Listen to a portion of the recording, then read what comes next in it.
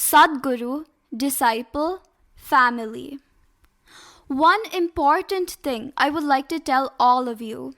There are many highly enlightened and self-realized souls in the world. They look very ordinary and simple, but are capable of imparting profound spiritual truths in very simple and homely words, which can be easily understood and absorbed by lay and ordinary people. They teach people to shun all outward ostentations and show them the simple and straight path to go inward, delve deep, know themselves, and attain God realization.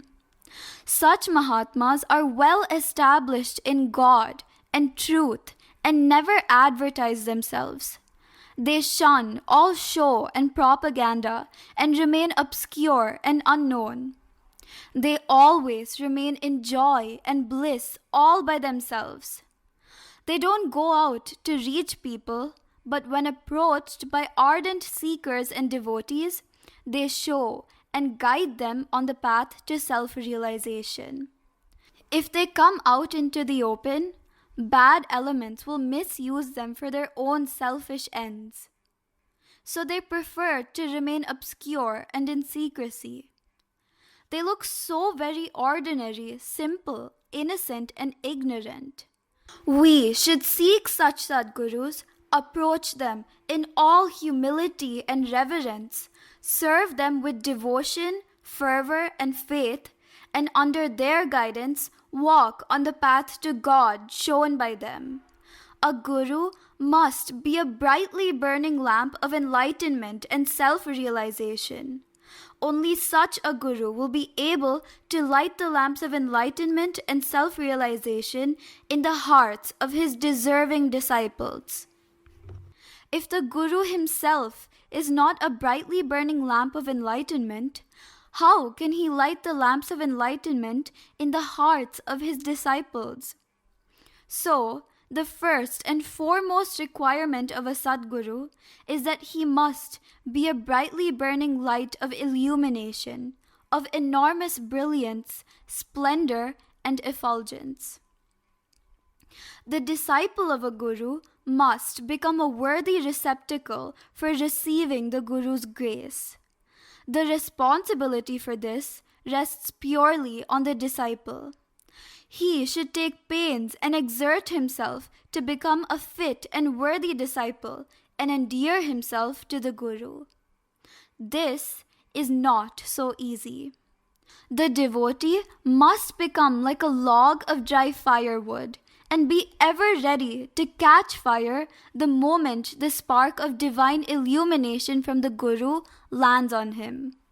If the wood is raw and green or wet, it won't catch fire and burn. Even if the fire used to make the wood catch fire is strong and blazing, the wet wood will only give out thick smoke and will not burn. Similarly, if the disciple is not fit, capable, and ready, Guru's grace and compassion will prove ineffective. What should the disciple do to be worthy of Guru's grace? First and foremost, he must possess intense devotion and reverence for the Guru. With deep and firm faith in the Guru and his teachings, and with overflowing devotional fervors to his Guru's lotus feet, he should climb up the ladder of spirituality under the Guru's guidance. His whole being should become a bright, burning flame of passionate desire to know itself, to experience its own real nature, and to attain self-enlightenment and God-realization. The whole of his heart, mind, and intelligence should at every moment yearn and pine for self-illumination. He should strain his every nerve and put forth all the effort he is capable of for this purpose. Without this kind of intense sadhana done over a period, he cannot have God realization. Such things will not happen just like that. He should also be pure in body and mind. He should be totally free from all mundane desires and should be mad after God and Guru. He should totally surrender to his Guru and should have firm and unswerving faith and belief in his Guru's words and in his guidance. Only then will the Guru's words straight enter his heart, mind, and intelligence and bring about the required transformation instantaneously. Then he will become all bliss, peace, and joy permanently. He will become bliss itself. His illumination, peace, and joy are boundless, infinite, and ineffable. Generally, always most of the thoughts that arise in the human mind will be the play and prank of the ever mischievous devil desire. We all know that desires are the greatest impediments in one's spiritual progress.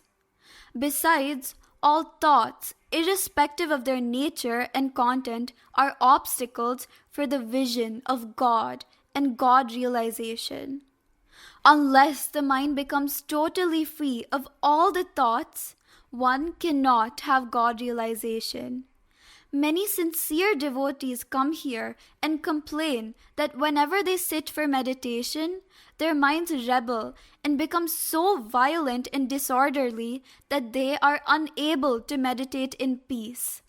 Their difficulty is very genuine and they are really very much perturbed about this. We can of course tell them, why do you bother so much about your mind? Let it do anything, simply ignore it.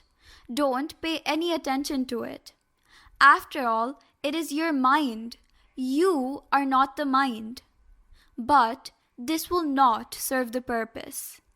The real trouble is we have our families. I am the head of the family. Everyone in the family, father, mother, wife, son, daughter, everyone should listen to me, should be under my control. They are all dependent upon me. I am the one who is earning and looking after all of them. We all have this kind of attachment to our families. It is a different matter that we are doing all this for our own comfort, happiness, and satisfaction. Now, suppose my wife or son or a daughter does not listen to me, begins living according to her or his will without caring for me. I will become so wild and angry first and will soon be sunk in great misery. I will be in great turmoil. I will go on sharing my misfortune with everyone. I will lament, "He has fallen into bad company and has ruined himself as well as our family name.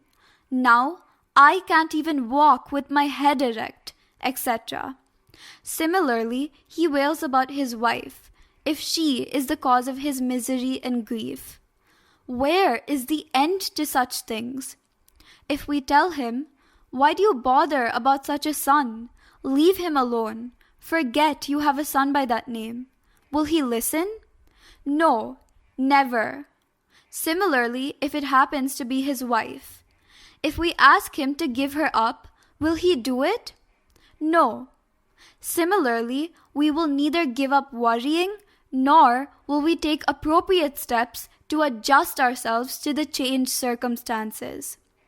Like this, because of our strong and meaningless attachments to our family, we go on suffering endlessly.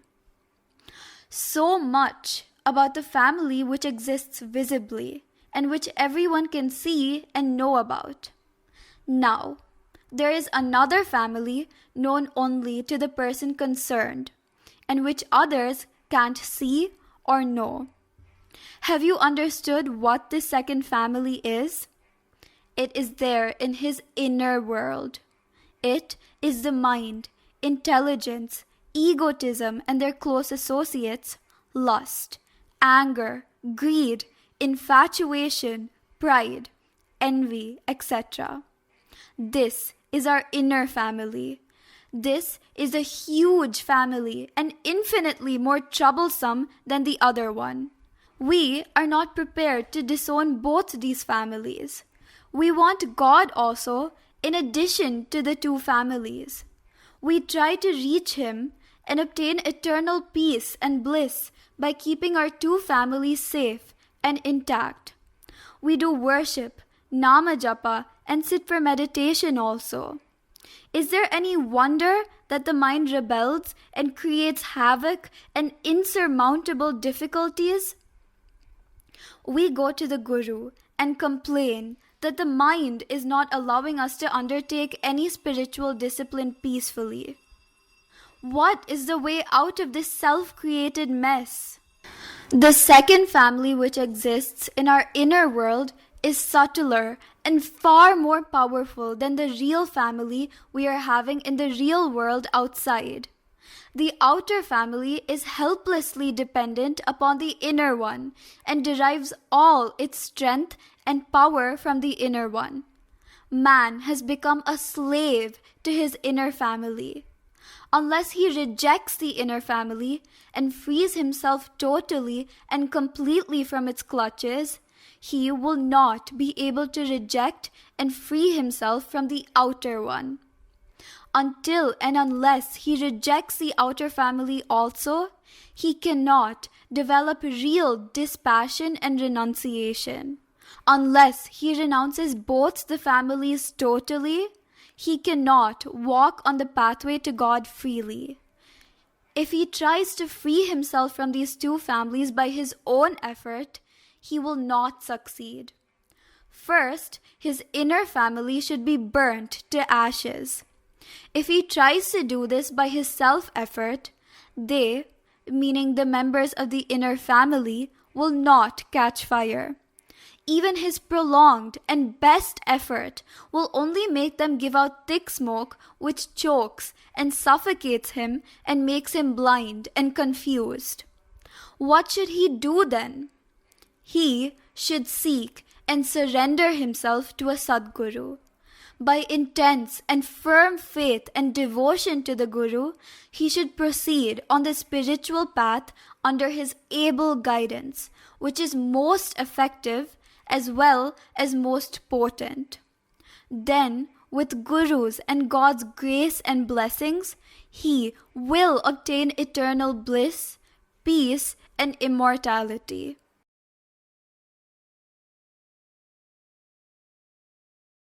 Charitable feeding. What is important is to feed those who are really hungry. It does not become feeding if you feed those whose stomachs are full. It will be only for show. It will be a vain display. The motive behind such a show would invariably be to publicize to the world that he is a big philanthropist and to earn name and fame. It would be pure hypocrisy.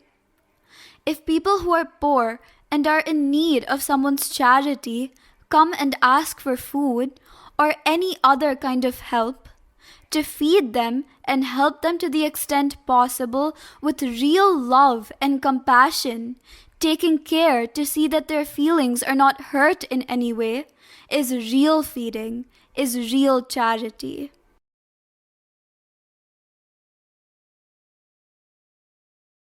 Truth and falsehood, appearance and reality. Nothing is permanent in the world. Everything is constantly undergoing change. What is there today will not be there tomorrow. Whatever we see with our eyes is not permanent, is not eternal. Only God, who is infinite, who is full with infinite qualities, only He is permanent, He is eternal, and He alone is real. Therefore, the way to truth, the way to reality, is to surrender ourselves to Him totally and to be in touch with Him always through constant remembrance, through constant namajapa. Seek God within yourself.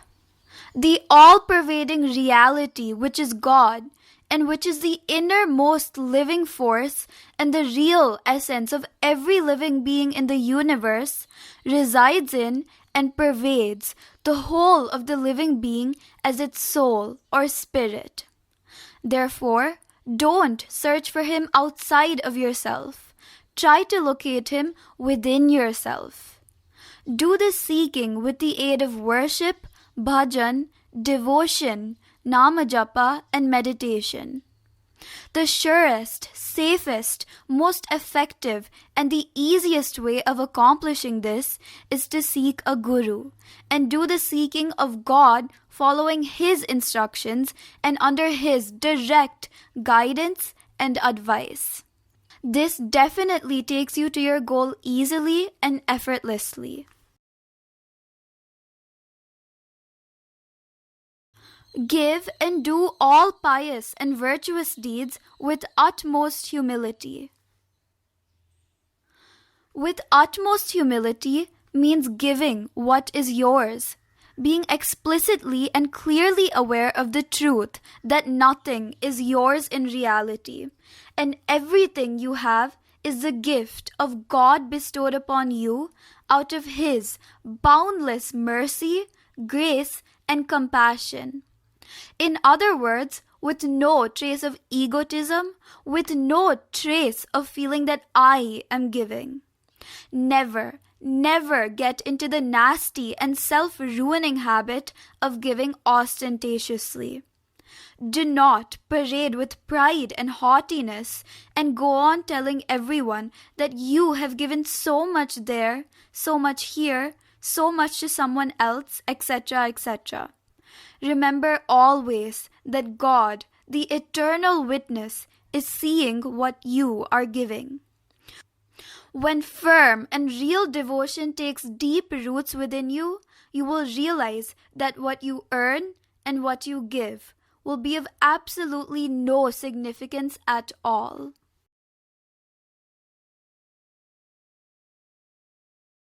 Paramount supremacy of human birth. Coming into the world naked and empty-handed and going back into the unknown darkness of nothingness, such a thing should never be allowed to happen, especially in the case of a human being. One should think deeply over this aspect of life, because this human birth is so precious and invaluable. One attains human birth only after passing through 84 lakh other species of living things and creatures. It is therefore a paramountly supreme birth. It is a birth of unsurpassing loftiness, profundity, and superbness.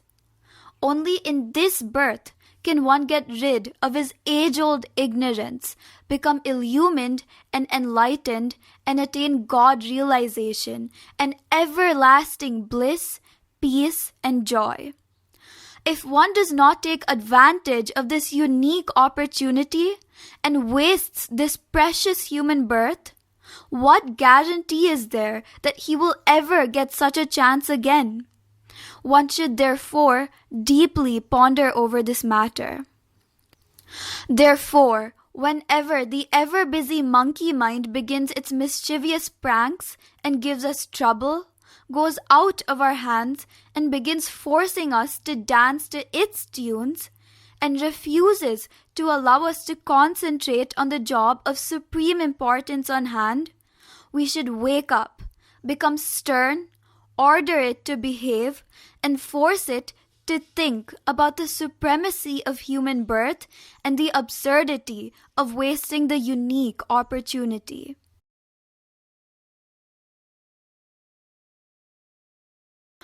Good wishes. If we see someone undergoing difficulties, someone afflicted with diseases and other sufferings, there is nothing wrong if we pray to God to help them and remove their sufferings. In fact, we must do this. We must pray, O God, kindly cure their diseases, kindly remove their sufferings, give them health, happiness, and long life. They are also your children, have mercy upon them, etc. In most of the cases, we cannot do much beyond this. After doing this, we should also accept whatever he does to them.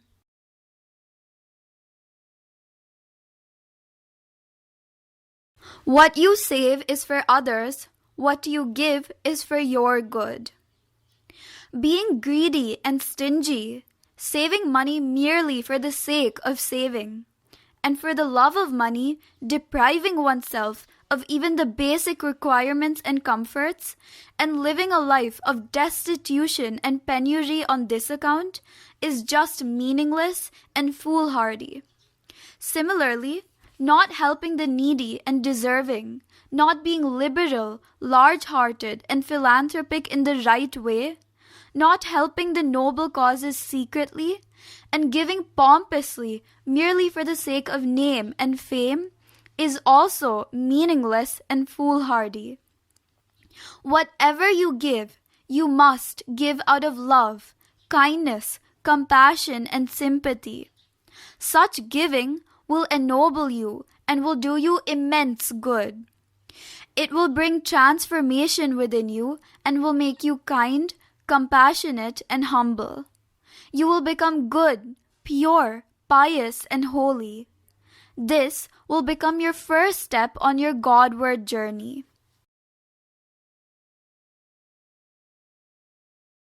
Good, virtuous, and noble man, that is, Satpurusha.